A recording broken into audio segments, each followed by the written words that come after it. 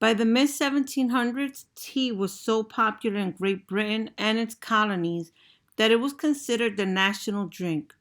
The decision to boycott tea shows the extent of American frustration with British policies. The three ships tied up to Griffin's Wharf in Boston Harbor contained 342 chests that held 92,000 pounds of tea. Massachusetts Governor Thomas Hutchinson was determined to get the cargo unloaded. Boston residents were equally determined to prevent that from happening. It turned into a historic standoff with dramatic results. At issue was whether Great Britain had a right to collect a tax on certain items coming into the colonies. In this case, the taxable item was tea, specifically tea owned by the British East India Company. The British East India Company had been around since the turn of the 17th century.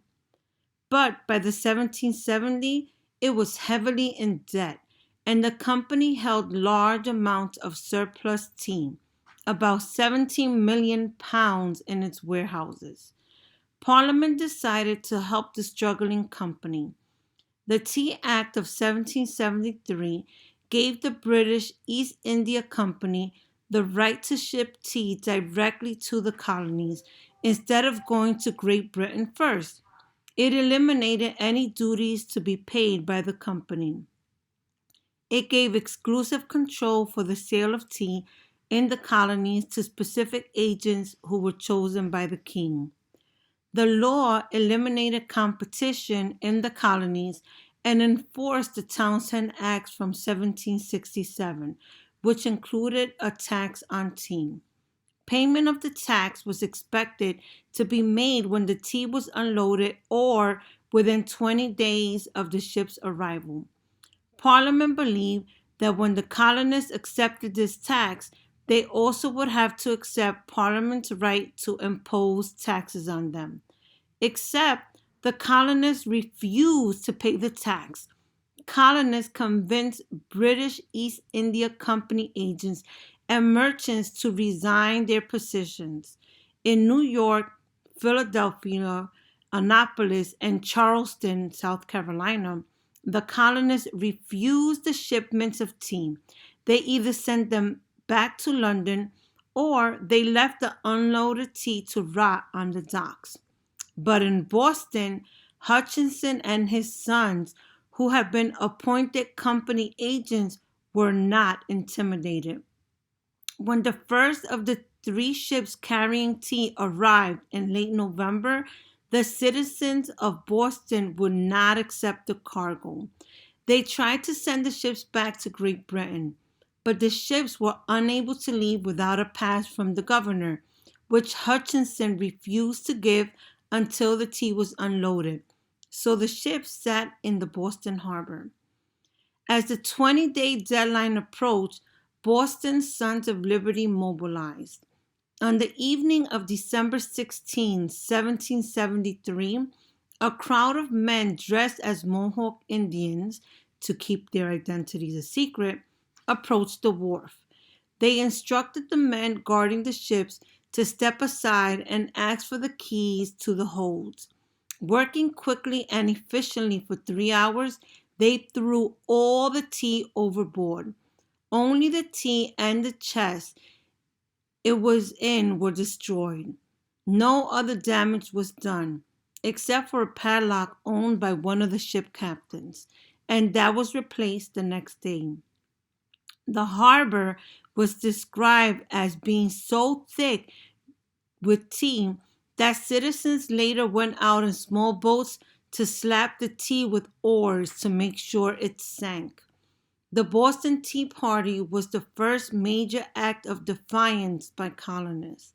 The reaction from London was swift and severe.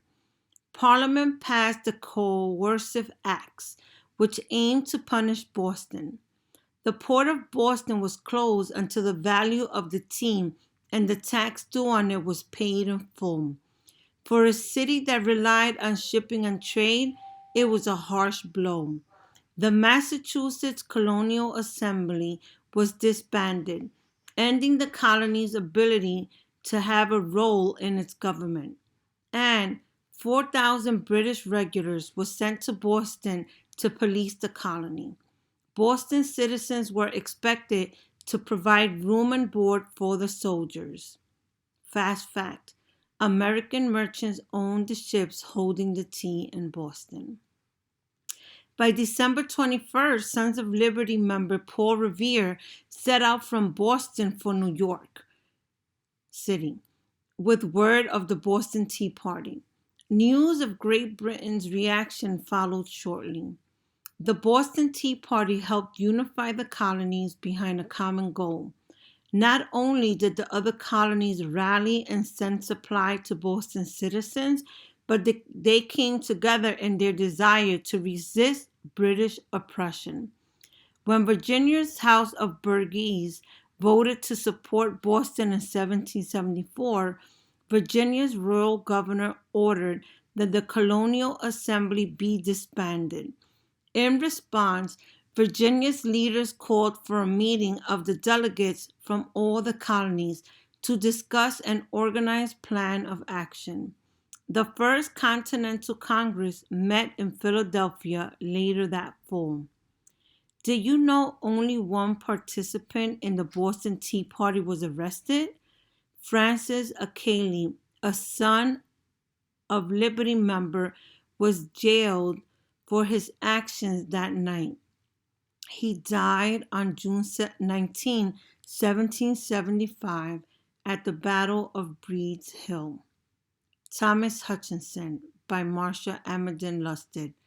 I doubt whether it is possible to project a system of government in which a colony 3,000 miles distant from the parent state shall enjoy all the liberty of the parent state.